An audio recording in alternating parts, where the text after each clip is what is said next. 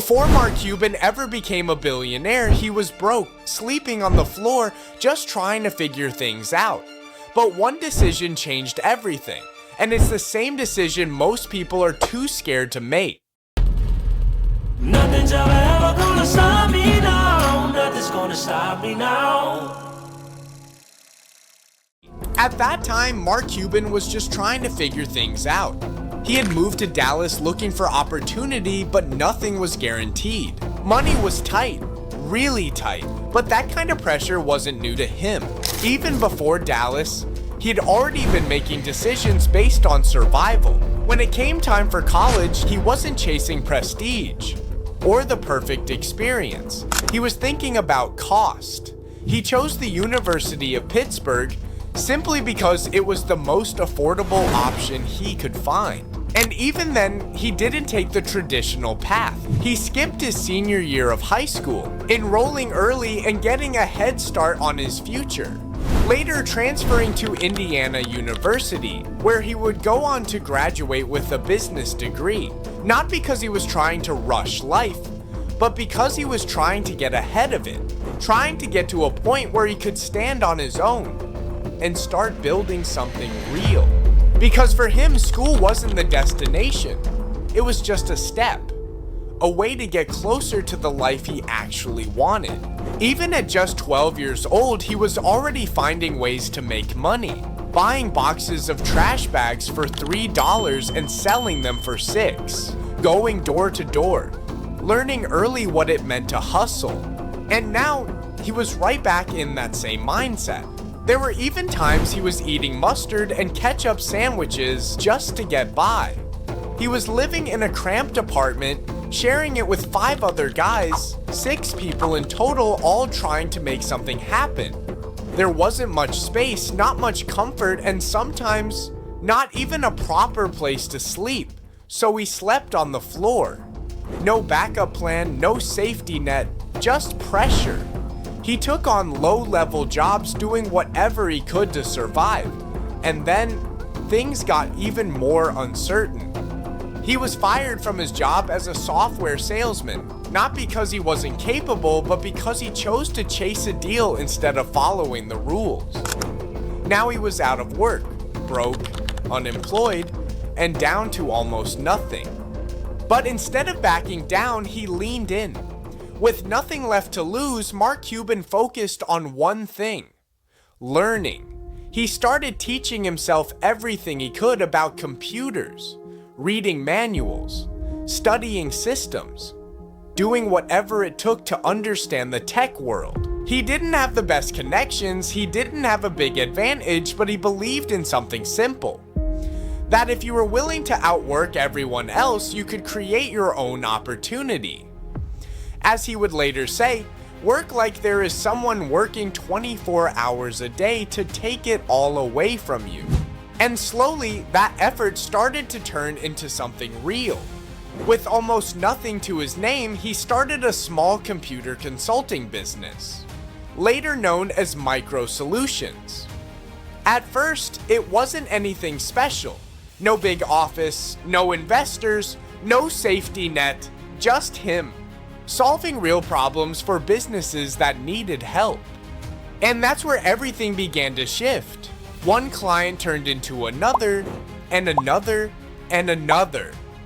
The more problems he solved, the more people trusted him, and the business started to grow.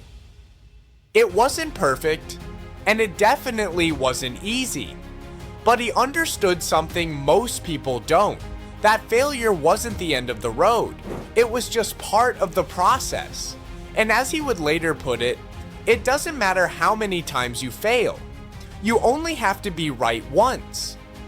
He kept his life simple, living cheap, like a student, focused on getting better every single day, no shortcuts, no distractions, just progress. Because for Cuban, there was always a deeper way he approached business. Something he had learned all the way back at 12 years old. Going door to door selling trash bags, he realized early on, you're not trying to convince people to buy something, you're trying to help them. and that mindset stayed with him. Every client, every problem, every opportunity, he wasn't just selling, he was solving. And that's what made people come back.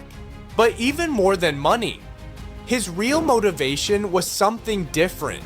It was freedom. The ability to control his own time, to build something on his own terms, to not have to answer to anyone else. That was the real goal, and the more he worked, the more he learned, the closer he got to that life. All of that work, all of that pressure started to pay off, and eventually, the moment came.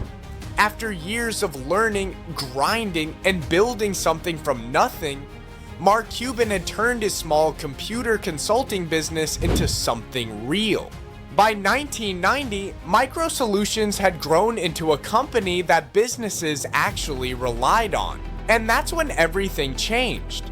That year, Micro Solutions was acquired by CompuServe for around $6 million. And after taxes, Mark Cuban walked away with roughly $2 million. For the first time in his life, he was a millionaire, which meant he had just entered a group that less than 1% of people ever reach. After everything he had been through, the cramped apartment, sleeping on the floor, getting fired, starting from nothing, it all led to this moment. And from that moment on, everything changed. That first million opened the door to something much bigger. One of the few things Cuban allowed himself to enjoy was a lifetime pass on American Airlines. He used it to travel the world, experience new places, and celebrate with friends. But outside of that, he didn't suddenly change his lifestyle.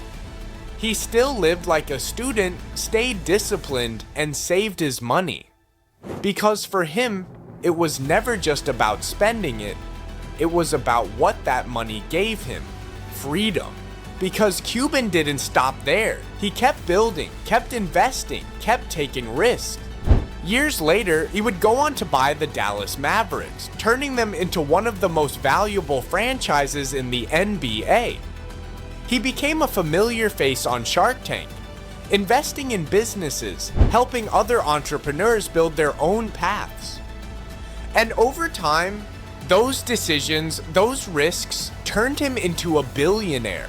But none of that happens without that first moment. That first bet on himself.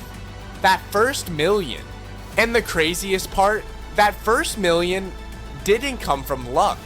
It came from pressure, risk, and a decision most people would have been too afraid to make.